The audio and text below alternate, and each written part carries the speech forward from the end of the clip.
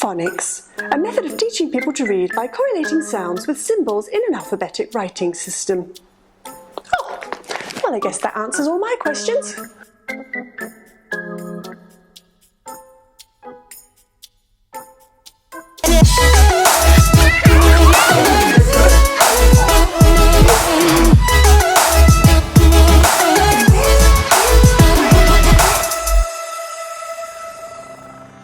My name's Gemma Perry and welcome to Mooncake. For the past 8 years, I've been working and living in China as a teacher, manager and recruiter. So if you're teaching ESL abroad, make sure you subscribe below and hit that notification bell for weekly ESL teaching tips. Phonics, an essential part of any ESL curriculum. But what is phonics? Put simply, phonics is how we teach students to read and write. It's putting sound onto paper. But how do we go about teaching that? Well, there are 5 basic skills that students need to master in order to become good readers and writers. So stay tuned because by the end of this video, you're going to understand these fundamental skills. This video is the first of 6 in my Phonics Tips series. So today, let's get started with the basics. First and foremost, you need to understand that there are different approaches to teaching phonics. This is why you might be asked to teach phonics differently in different schools. The most widely used programs are Analytic phonics and Synthetic phonics. In Analytic phonics, the letter sounds are not taught in isolation. Students take the whole word and then try to break it down. Once they understand a word, they can then make associations with other words. So for example, if I know the word mate, then I'm going to know the words late and fate. Analytic phonics really focuses on that initial sound recognition without breaking down the whole word into individual sounds. As a result of this encourages a lot of guessing. In synthetic phonics, however, every sound in a word is important and students learn to decode words from the beginning to the end, so from part to whole.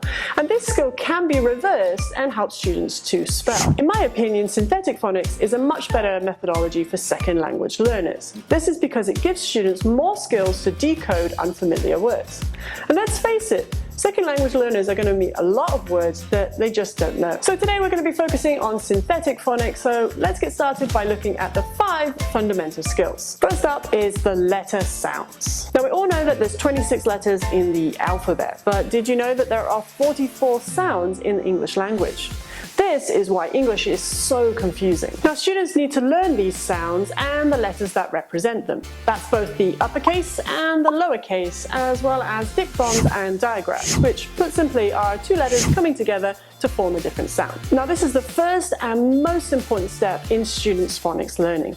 Without learning the letter sounds, they won't be able to start reading, so it's really important that they learn these sounds well. Be sure to check out part 2 of my Phonics Tips series where I show you how to teach the letter sounds without students getting bored. Writing. Along with recognizing the letters that represent the sounds of the English language, students also need to know how to write them. Students need to know how to write both the uppercase and the lowercase letters, but should start with the uppercase letters as these are the easiest to write. Each letter has a specific stroke order and pencil grip is also very important. Once students know the letter sounds, then they're able to start putting these sounds together to create words.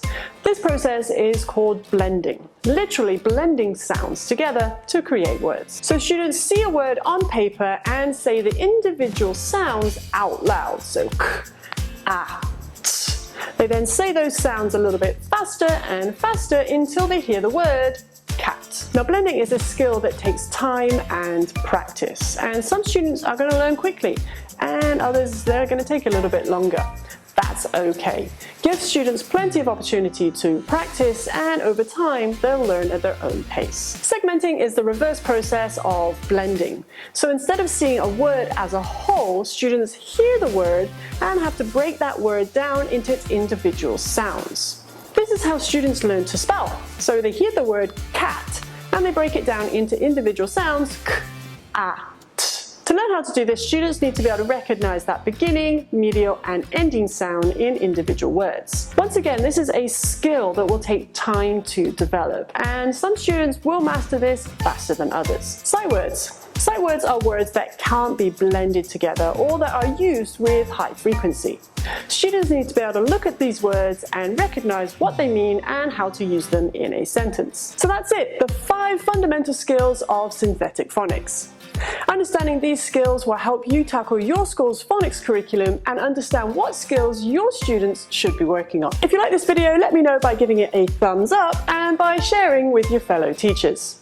If you found it helpful, let me know by commenting the word helpful in the comments below. That's it for this video. Thanks so much for watching. Don't forget to hit that subscribe button and notification bell for more weekly ESL teaching tips from Mooncake.